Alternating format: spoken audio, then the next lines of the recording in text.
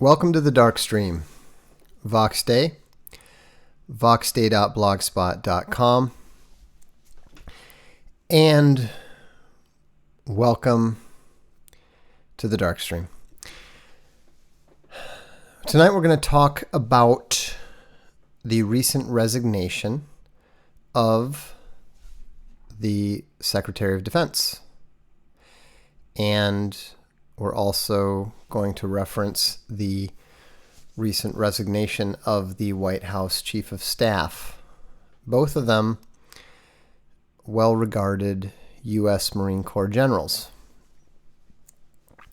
Now, a lot of people are wondering what this was about, and we'll get into that in a minute. But first, I want to shout out to the Bears. Say thanks to Owen Benjamin for having me on his channel yesterday. I thought that went pretty well for the most part. I'm actually going to do a response video to a number of the criticisms that some of the watchers, some of the Bears, had in response to that video. Some of the criticism, I think, was reasonably fair. A lot of it, I think, was mostly driven by, the usual gamma issues that seem to arise every time they are confronted with the reality of men who are not like them. So what did you think? How did you guys enjoy it? Nationalist Bear says, great show with the Big Bear yesterday. Yes, I will touch on the U.S. pulling out of Syria. We'll get that. We'll get to that, no doubt. I really enjoyed the talking with Owen. He's a very bright guy, and he's very interested in exploring the truth, finding out what the truth is, and standing up for what is right and for what is true against that which is evil and that which is false. Joseph says, you're much more charismatic when speaking with others. That's probably true. I'm not a performer. I'm not an actor. I'm not somebody who's ever wanted a TV or radio show. The reason that I'm doing this is because my backers have, and my readers and my fans have very heavily and repeatedly requested me to do so, because they understood and accepted something I understood but did not accept, which is that we're living in a post-literate age. And the only way that it's possible to reach the majority of people is to talk to them in the medium that they prefer. And that's fair. That's totally reasonable. If you prefer listening, if you prefer viewing to reading, that's your preference. There's nothing wrong with that. I happen to be someone, as you can probably tell, who prefers books. I learn primarily through reading. And so it's always going to be a little bit awkward when I'm in front of a camera or when I'm in front of a microphone, because that's not my ideal medium. And so it's been interesting to see. I mean, if you watch the earlier dark streams, you can see how bad I was. I'll never be good. I'll never be a natural. I'll never be a performer like an Alex Jones or a Rush Limbaugh, and that's fine. Different people do what they do. That's why I think it's interesting when you look at the media whores. One thing that you'll notice about them is that they just don't write books. They write their one book, and maybe they'll eke out another one, but it's clearly not a medium that they enjoy. It's not a medium that they thrive in, and very, very seldom do they write a book that is particularly worthwhile. Diana says, I've got to get Jordanetics. Actually, I showed it on Owen's show, but I actually just got my copy yesterday, and so I'm actually quite pleased with how it turned out. The quality is really excellent. We work constantly. We've been struggling for 3 years, really. Well, more really the last 2 years, to try to get the margins exactly how we want them. And if anyone was crazy and detail oriented enough to sit down and actually measure all of our margins, they would notice that they're all very, very slightly different, because we're just constantly working on this stuff, trying to tweak this stuff, and it's kind of funny. Diana says, some say you're arrogant, but I say if you are, you should be. Well, I am arrogant. I mean, I was actually, the other day, I was reading a bit of the Bible, and now I was reading it in Italian, so I actually have to check out one of the words to make sure that I understood it correctly. But it talked about the requirements for being an elder of the church. And I was looking at it, and I realized why my instincts have always been to stay away from ever accepting any role like that, because I'm not qualified. Number one, I'm arrogant, and number two, I'm dedicated to wine. So now I think that the implication there is that that you have a drinking problem, that you drink too much and to excess. I don't think that I'm not an alcoholic or anything. But I do like a glass of wine with lunch and another one with dinner. And that's just how it is. Would love to hear your thoughts on the Mattis resignation. Is Kelly the other general? Yeah, that's what we're going to talk about here in a minute. And Kelly is the other general. See, I mean, I do disagree that it's better not to be arrogant. It's a character flaw. God hates the arrogant, and understandably so. But that's a good question. The difference between arrogance and confidence, whether they like you or not. I mean, there's an amount of truth to that. There is an amount of truth to that, and sometimes, you do have people who accuse you of arrogance when you are just a confident person. But the reality, I can't deny it, and it's a natural attitude for somebody who is accustomed to being superior in some or a number of regards to most of the people around him.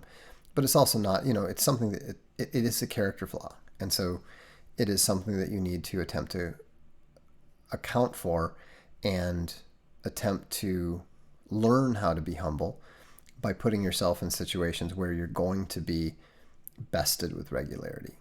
I mean, I think part of the reason that it never really got out of hand is because I had some very smart friends, and I also was surrounded by some very good athletes. So I'm quite accustomed to never being quite the very best.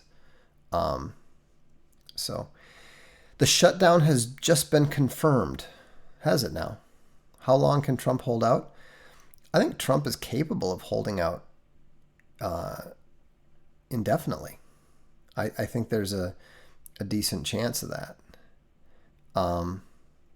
But it is a bit ironic, for example, that people will jump on you and claim that you're bragging or boasting when somebody else raises the point, you know. But it's normal, and and one thing that, like Ralph just mentioned, self-assuredness triggers gammas. It does. I mean, I've seen it for 15 years now, since I launched the blog in 2003. So, advice for someone in their early 20s who wants to throw their hat in the ring but understands every wise person who says it's unwise to trust the mind of a young man. Well, I think that what you should do is you should seek to learn and understand. The world doesn't need your opinions. It is very, very unlikely that any view you are going to express is going to be an original opinion.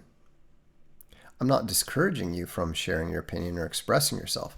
I just think that it's always very important to understand that. And the more that you read and the more that you familiarize yourself with the great thinkers of the past, the more you're going to understand how many times very, very capable individuals have wrestled with the same questions that you're wrestling with. And yeah, if you're a good thinker, if you're a high caliber thinker, you're going to find that these, even the most original thoughts that you have, were successfully anticipated by people, 2,000 years ago, 1,500 years ago, whatever. But that's why it's so important to read, in my opinion. It is interesting that some people react so negatively to the idea of nationalism, or what they call ethno-nationalism, which of course is totally redundant when it's not downright imperialist. It's funny how they never tire of trying to discredit and disqualify you. I mean, it's particularly funny when they try to tie me to Richard Spencer. Richard Spencer and I disagree on literally almost everything. And so, the idea that I can be somehow discredited because he coined the term alt-right, and because I am a member of the alternative right, which means I'm a right-winger who does not belong to the Bill Buckley policed conservative movement, and I am not a member of the Libertarian Party. That doesn't make me, somebody who believes in white imperialism and socialism and the European Union. Quite the opposite. So, but anyhow, nearly 300 people are here, so let's go ahead and get started on the topic for the evening. Also, thanks to and welcome to the new subscribers. Since going on Owen's channel, there's about 500 new subscribers, so that's kind of cool. What's with the lighting? I have no idea. I just, there's one light on, and I didn't bother with the big professional light, and so and then the candles are just Christmas decorations. So, will there be an audio version of Jordanetics? It depends. What do you mean by an audio version? Yes, there will be. It should be out within a week or so, and it'll be available on the Arcade and Comic Store. Bear Syngatorix, saying you are almost entirely different than Spencer is hyperbole. No, that's not true. I don't think you have any understanding of what my positions are with regards to economics, with regards to religion. I mean, trust me, the more that you look even at the definition of what is of the political right, is entirely different. Was Socrates the original Gamma? No, because Socrates, if I understand correctly, was considerably more Lambda. When my mom told me to be nice to women, I said yes, I was wrong. Now I have a feminist. Sorry, Mom. Look, it's almost guaranteed that you're going to get bad information from women concerning women. Men are the hunters. Men are the pursuers. It is not in the custom of the prey to tell the predators how to hunt it. And even though your mother is not someone that you are going to be pursuing, unless, of course, she's your grandmother and you're Jordan Peterson. But, women can't take themselves out of the male-female dynamic long enough to tell you effectively what appeals to them, especially because they may not understand what appeals to them themselves. And so I think that you're much better guided to ask men who are successful with women what works. That's just a good principle in general to have. Yeah, the whole just be yourself thing is ridiculous. I mean, being yourself works if you're a good-looking alpha. Being yourself works if you're a popular beta. It doesn't work for anybody else. But let's get to the resignation. Now, I had really high hopes for Mad Dog Mattis. I have a lot of respect for the U.S. Marine Corps. The U.S. Marine Corps is the least converged of the various armed forces. I have a number of family connections to the Marines, friends who are Marines and ex-Marines. There's a lot of theories about this. Like Goodwill says, Mattis, Kelly, Sessions, etc. were resigning to take up positions on military tribunals post January 1st. Well, that would be great. I hope that is the reason. And if that is the reason, I will be more than happy to recant and retract any criticism that I've directed towards the man. But we are outsiders. We don't know. And the only thing that we can judge, the only basis we have to even express an opinion, to develop an opinion on the matter, is the information that we're presented. And what we were presented by General Mattis, his resignation letter, stinks and reeks of New World Orderism. He didn't talk about defending the nation. He didn't talk about defending the American people.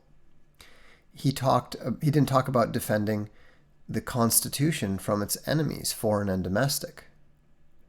All he talked about was defending U.S. citizens and our ideals.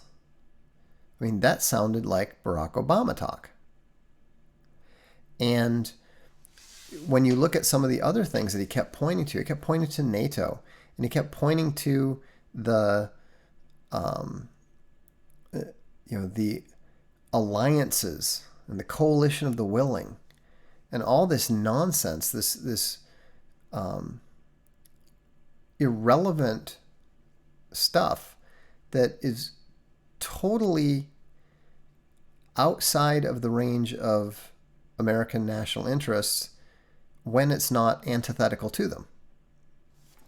And so, we don't know. The media always lies. We know this.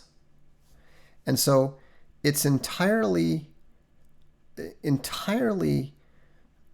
bizarre that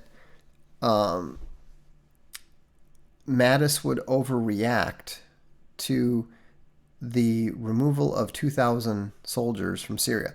Now, one commenter on the blog, who's a big Mattis fan, he postulated that that Mattis was angry because Trump had acted without telling him. And that's possible. It's entirely possible. And Don says, there's a good possibility that we're watching a movie, all our players doing their part to dismantle the worldwide cabal. I hope so. And if that's so, then we are playing along and doing our part by criticizing the mad dog for behaving like a offended poodle. Remember, if that's true, then they need us to be criticizing and complaining. Well, that's what I'm doing. I'm criticizing and I'm complaining because I don't think that on the basis of the results we have seen so far, that General Mattis's term as the U.S. Secretary of Defense has been successful in very many ways, if any. Now, I understand that the U.S. military needs a lot of rebuilding because of the maltreatment under the Bush and Obama administrations. But I have no means of judging that for myself. I haven't seen the U.S. military unveiling the kind of new weaponry that the Russian military has been claiming it now possesses, or that some of the Chinese stuff now possesses. Daniel Kim correctly points out that William S. Lind called out Mattis for being unwilling to acknowledge the fourth generation warfare. That's a problem too. That was definitely a problem too. And so, we'll have to see how it plays out. But if that resignation letter is an accurate expression of how Mattis feels, the only good thing I can say about it is that he did the right thing by resigning. Because if he cannot implement the president's policies, then he should not be there. Then he's doing the right thing by resigning and allowing the president to appoint a Secretary of Defense who will do what he's told.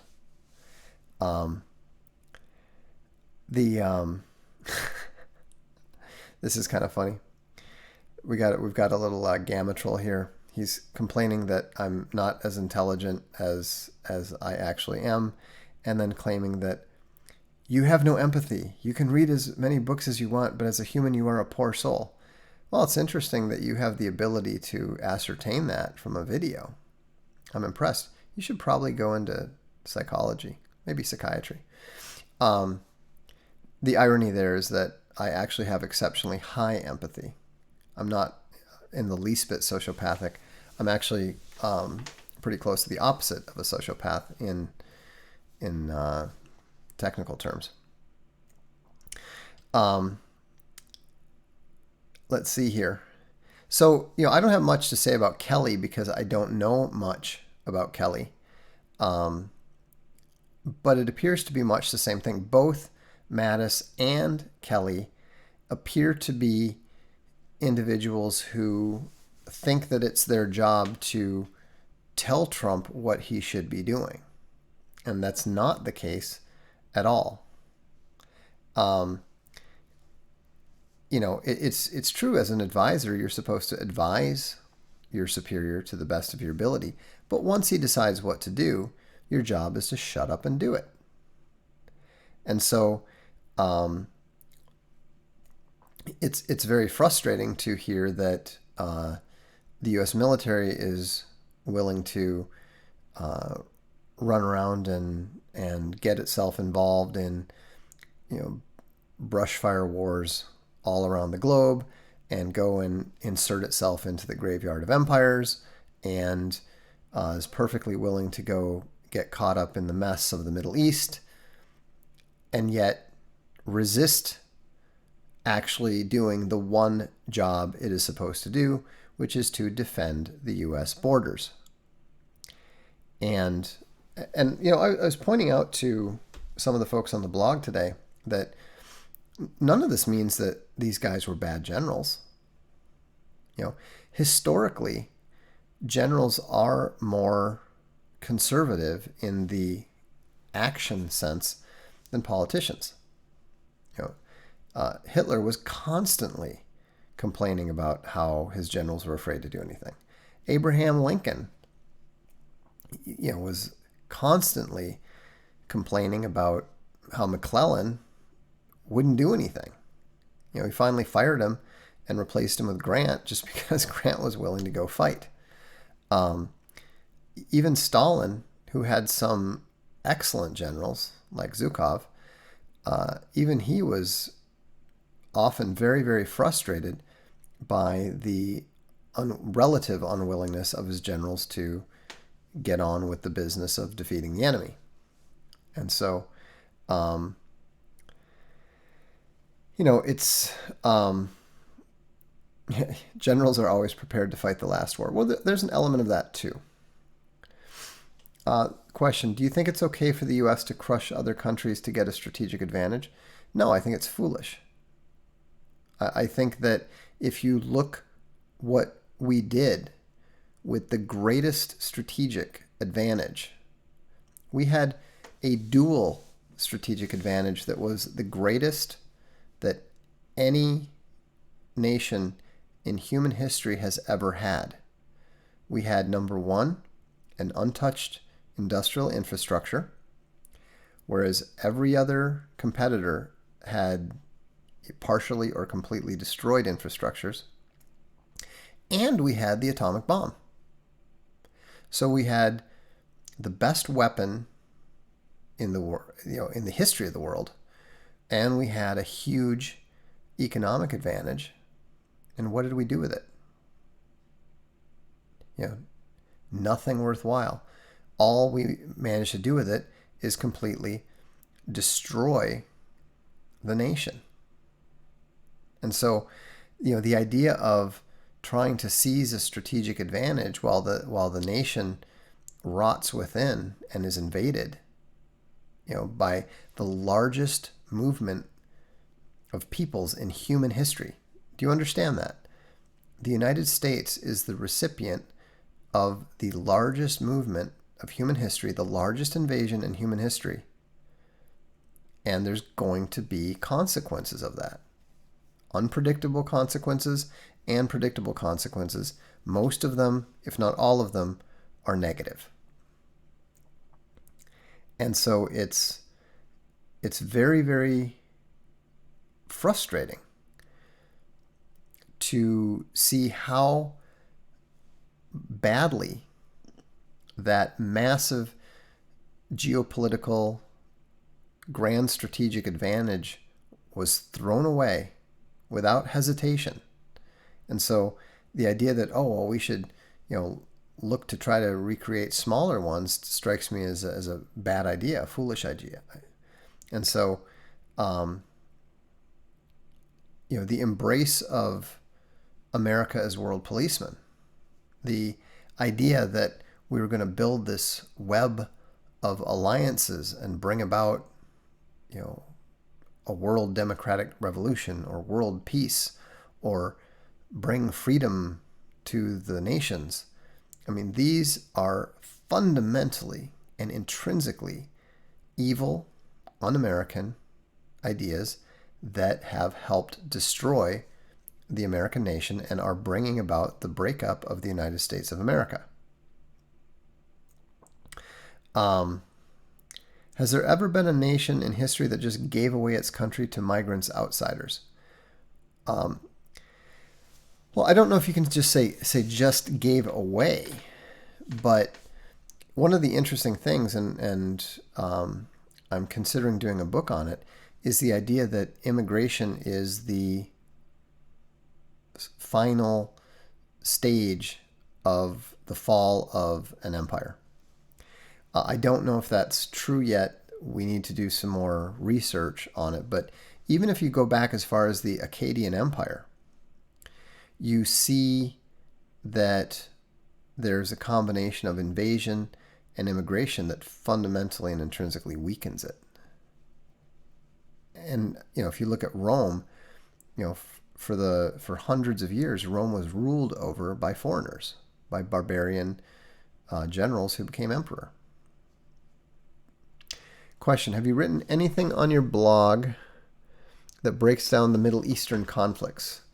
Not really. I mean, I've written about it, but nothing substantial. What I would recommend that you start with is Martin Van Creveld has a history of Israel. Now, he's an Israeli, so obviously he's going to, be biased towards, towards his country. But he's an excellent and honest historian. And so I would strongly recommend beginning there. I think it's called something like the Olive and the Sword or something like that. But his name's Martin Van Creveld, and it's the history of Israel. Love a quick view on your thoughts on Schumer. Schumer is one of the most evil men in the Senate, and it's good to see Trump standing up to him, and it's good to see Trump clearly viewing him as an enemy rather than as a potential friend he can negotiate with.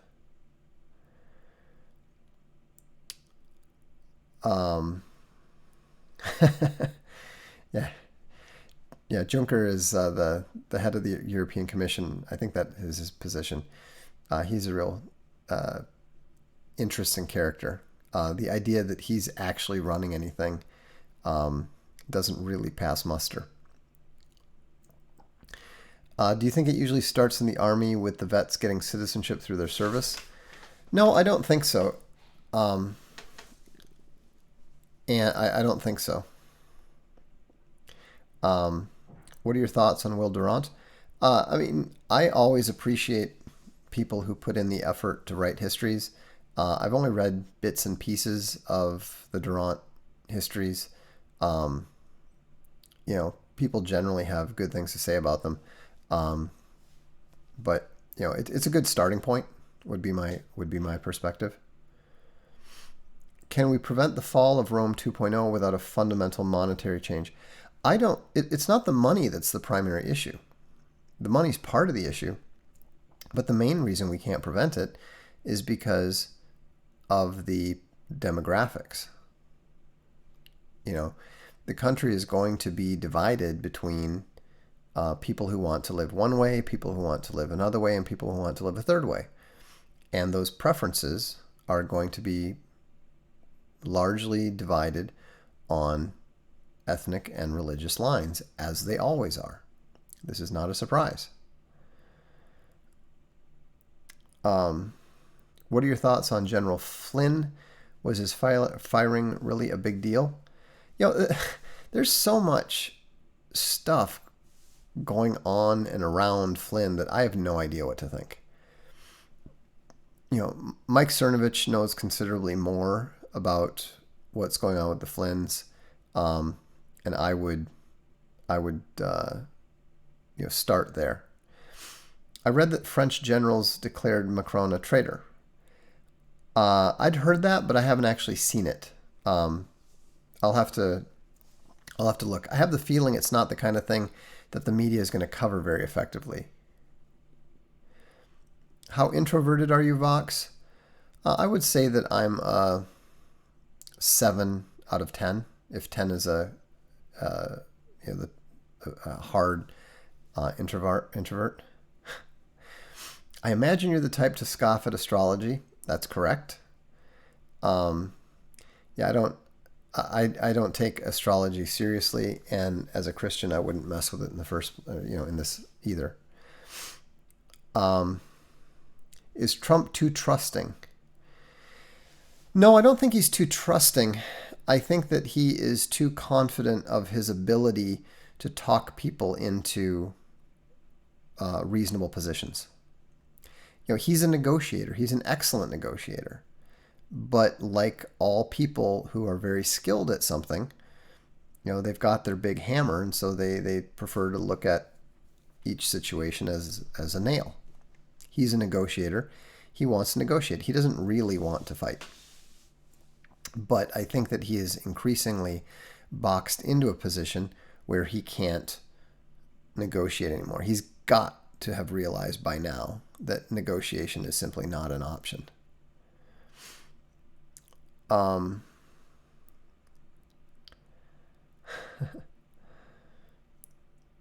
Okay, 11 French generals signed a anti-Macron paper. Well, that's great, but until the militaries are willing to act, until they're willing to roll the dice, and realize that either they will be considered the traitors or they will hold other people responsible for being the traitors, nothing's going to happen. And like I said, generals as a general rule are not risk takers. Great stream with Owen yesterday. Thanks. Glad to hear it. Dark lording is a solitary pursuit. Yeah, well, writing really is. People sometimes say, well, how can you spend so much time alone? I'm like, well, I've written like 15 books. Do you think that I write them at parties? Writing is intrinsically a solitary pursuit.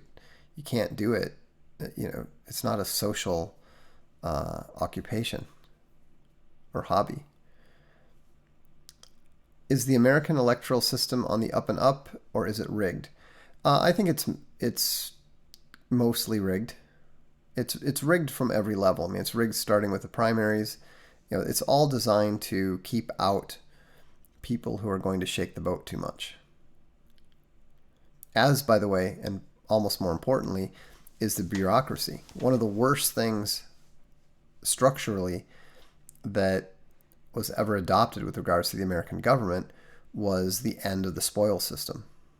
The idea was, oh, well, we're going to get rid of the spoils system so we don't have a whole bunch of, new party loyalists coming into office. Well, what's happened? Now we have an entrenched bureaucracy that does whatever it wants, regardless of what the people vote for. That's not an improvement. Let's see. Are you expecting a revolutionary type episode in the US? I'm not expecting it. No. It looks like all those generals are facing disciplinary actions and are on reserve, one retracted. Yeah, I'm not surprised. I mean, if you call the head of state a traitor, that is a form of lèse-majesté, or however you pronounce it, and I don't think that it's going to be tolerated. I mean, there's a reason why they say, if you strike at the king, be sure you strike to kill. They did not.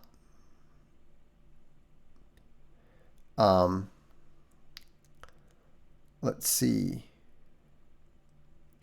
The UK government has been actively recruiting non-British police and military, especially Muslims.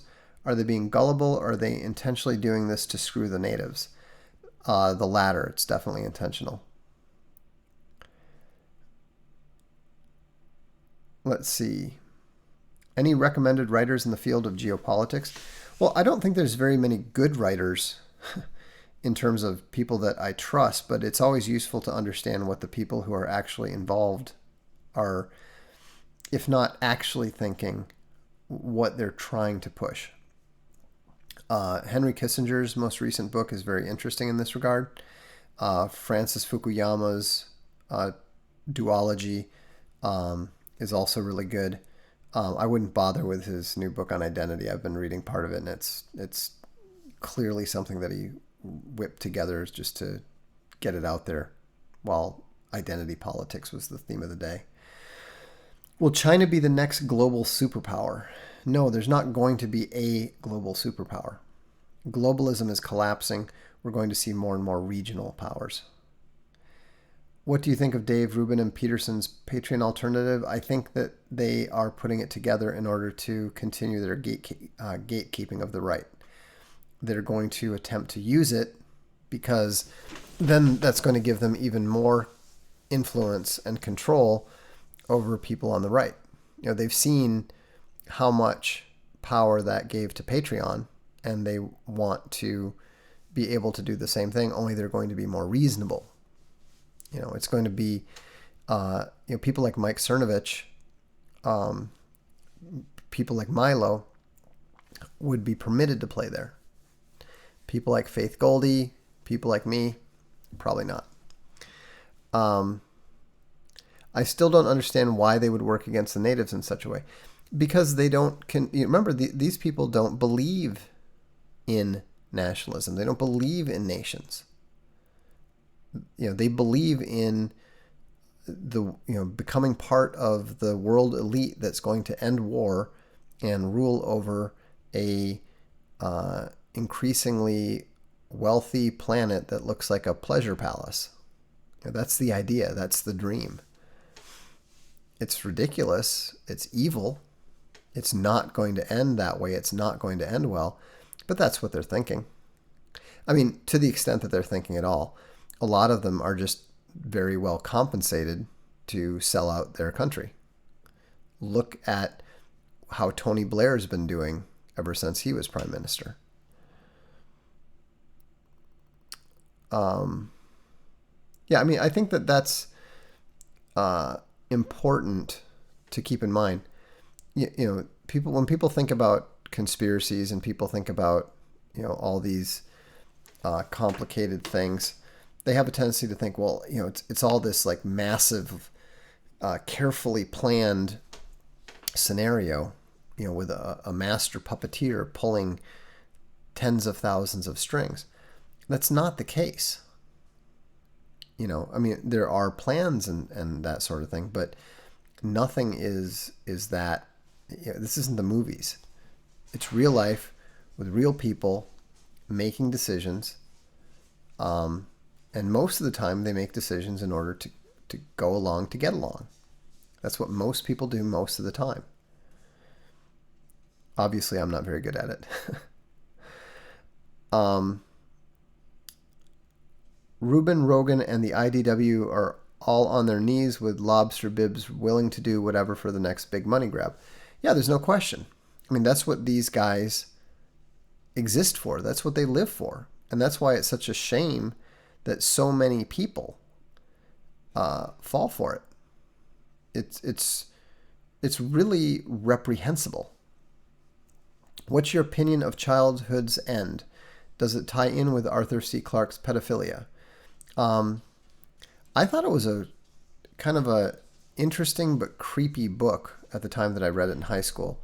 I do think that it is probably connected in some way to Arthur C. Clarke's pedophilia, which, by the way, is much more substantiated than most people want to admit. The police in California not only knew about him, but they knew about his direct and ongoing connections with other pedophiles in California. The science fiction community is really, really rife with that kind of stuff, from Isaac Asimov's son to Marion Zimmer Bradley. I think I mentioned we published her daughter's book, The Last Closet, The Dark Side of Avalon, in audiobook. It's a deeply harrowing book. Ultimately optimistic. To see that someone could come out of that hell with a strong Christian faith is astonishing and a little bit humbling. Thoughts on how best to protect oneself spiritually in these times? Read the Bible, clean up your act, resist temptation, and seek fellowship.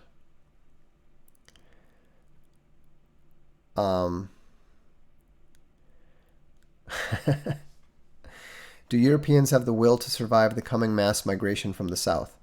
Yes.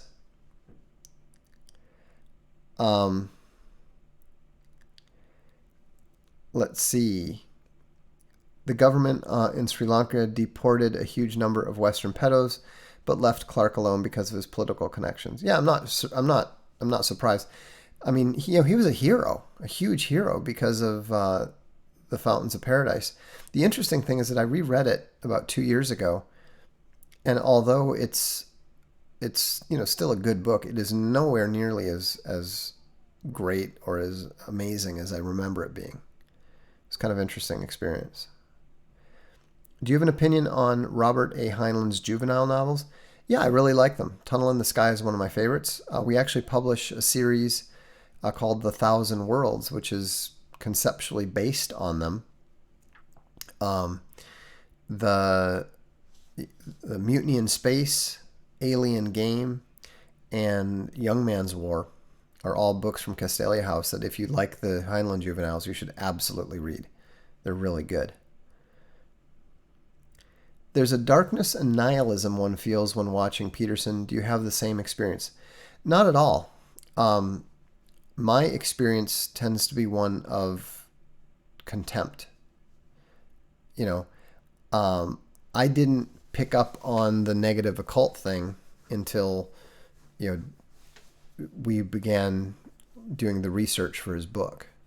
I've got some guys who help me research stuff, and that was really eye-opening. When sitting down, reading through 12 Rules, reading through Maps of Meaning, and discussing some of the stuff, it was really that I didn't, Milo. I think I've mentioned this before. Milo picked up on the evil aspect of Jordan Peterson before I did.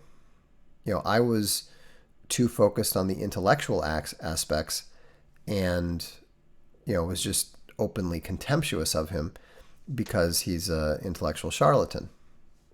But to Milo's credit, he had the discernment to say, there's something fundamentally wrong with this guy on a spiritual level. And sure enough, looking into it, there you go. Did you read and enjoy Pride and Prejudice? Yes. In fact, we're going to be publishing a graphic novelization of it pretty soon.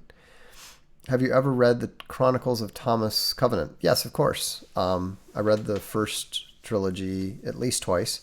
I never finished the final one. I got pretty bored I think halfway through the first book.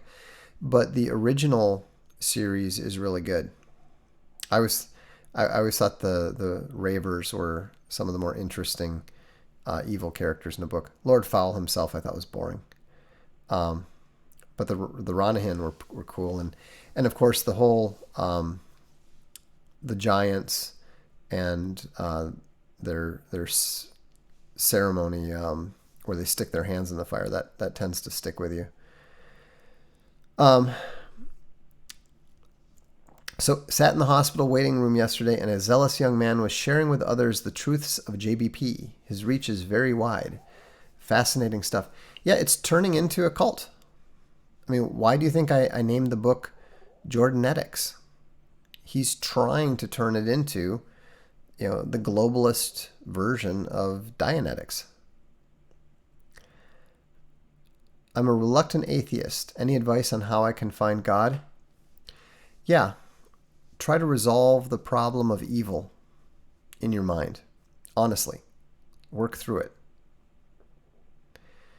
Start with trying to define evil and then trying to identify it, both inside yourself and outside. Reflect on whether you believe evil is material or whether it's just, your imagination.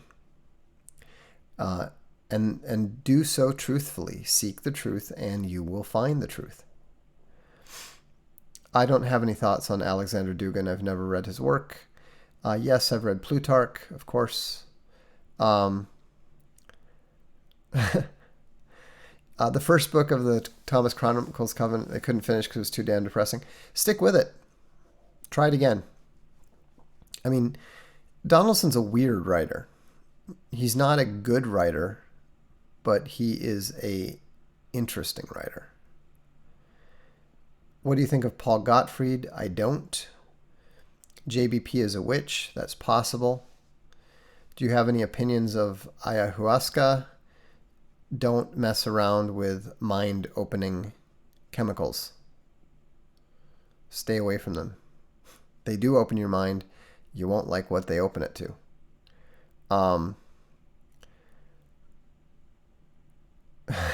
Evolution is government cheese. Have you watched Owen's Leftist Fitness? I have. I didn't think that one was as funny as the Vegan Hunter. Vegan Hunter really cracked me up. Is the GOP stupid for not fighting online censorship? Yes. It's killing their recruitment. Look, there's so many things. I mean, there's a reason why they call the Republican Party the stupid party. They like do nothing for the people that follow them. Nothing. I mean, it's the only reason that people support them most of the time is just because the Democrats are so completely, hopelessly nuts. Is Swan Knight Sun coming along well? Yeah, it's coming along very well. We'll have the first issue out in January. Notice that you had Hess's Glass Bead game as required reading. What about Tolstoy's Brothers Karamazov? I thought Brothers Karamazov was Dostoevsky. I could be wrong. I've never actually finished Brothers Karamazov. I've started reading it twice, and once I don't know what happened. The other time I got bored about halfway through. I much prefer War and Peace. I've read that twice, and I quite like it. You say you won't like what psychedelics so open your mind. Do you know from firsthand experience? I was on wax tracks during the rave era. Do the math. Thoughts on democracy versus aristocracy and Aristotle? I tend to prefer aristocracy myself. What's your opinion on Orthodox Christianity? I have great respect for it, but I can't say that I know terribly much about it. Do you have an opinion of Kurt Vonnegut? Wildly overrated, not even a little bit funny. And like most of the authors of his generation, just sexually obsessed in an embarrassing way. If the reps are stupid, how rigged has voting been that Trump ended up with Senate?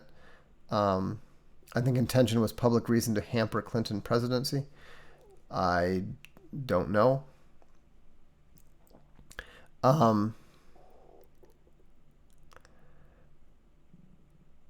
Let's see. Peterson's latest Rogan interview, he said almost exactly what he said on previous episodes. Seems like he's recruiting another batch of followers. Well, I mean, that's what he exists for. That's what he's trying to do. He's trying to create a new religion. He's proselytizing for his new religion of Jordanetics. So, yeah, I'm mildly familiar with Mobius. Why were so many of Vonnegut's generation so sexually obsessed? Because they had the ability to be. They were permitted to write about this stuff, and they were super proud of the fact that they were the first generation to discover sex. And so, Tom Robbins, Kurt Vonnegut, all those guys. I mean, even to a certain extent, as much as I love Haruki Murakami's stuff, you can see he's got a little bit of that Japanese tentacle porn in him. And, sometimes it's appropriate, but most of the time it just, most of the time you could leave it out completely and no one would ever notice. And when that's true of a book, you really should just leave it out. I mean, yes, sex is part of life. There are times it makes sense to include it. I mean, I have, sex scenes and sexual references in A Throne of Bones, something that you certainly don't see in Tolkien, but it's a very, very different thing. I mean, I'm addressing things like, how does a general feel when he comes back to see his old dog and see his wife for the first time in, a long time. That is a human situation that I think merits consideration. It's part of the human condition. But making a joke of quasi-incestuous relationships with his sister, I don't think that there is anything edifying, meaningful, or useful in any of that.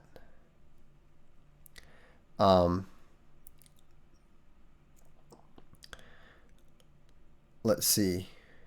What the hell are Wax Trax? Wax Trax Records was a techno-industrial record label, an independent one, based out of Chicago during the late 80s and early 90s. It was most known for bands like Ministry, KMFDM, My Life with the Thrill Kill Cult, the KLF, and of course, Psychosonic. Will AC Milan become great again, or are Juventus set to dominate Italian football for the foreseeable future? Yeah, it's not looking good for Milan. This is true. Would you say Stephen King is a gamma? Yeah, he definitely is. He is one creepy-ass writer. I think that Peterson considers himself as some kind of prophet. I think it's probably a little worse than that, to be honest. Any thoughts on Peter Hitchens if you have them? He's a good guy.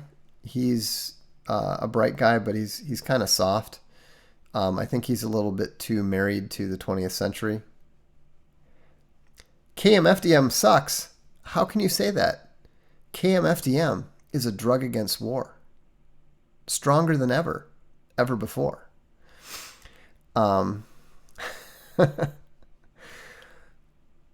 Let's see. I saw My Life back in the day. Yeah, they were my favorite. They and Ministry were always my favorites on that label. What music do you listen to now? I'm into Bandmade. I listen to a number of YouTube guitarists. I like E-Rock. I noticed quite a few SF books now being harem fantasies. Yeah, that's the hot new trend on Amazon. Unbelievable.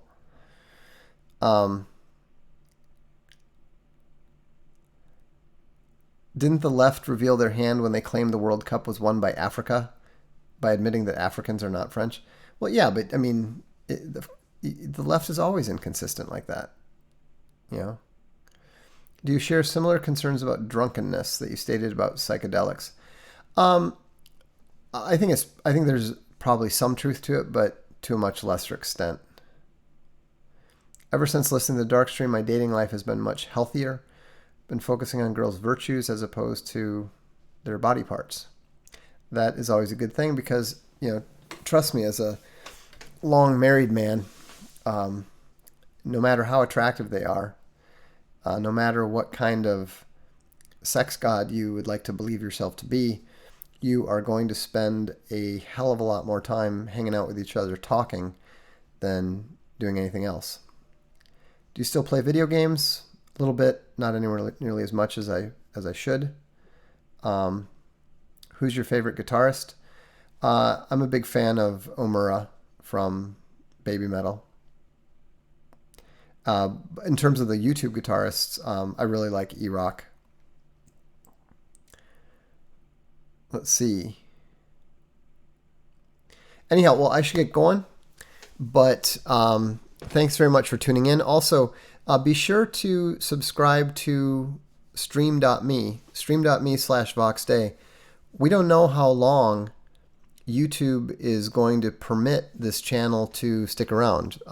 They've already stuck Voxiversity with one ridiculous strike. This one is not affected yet, but definitely start to get on stream.me and follow the channel there. This is simultaneously streamed there already, and so it's always good to be prepared. It's always good to have a backup. Have a good evening, and we'll speak to you soon.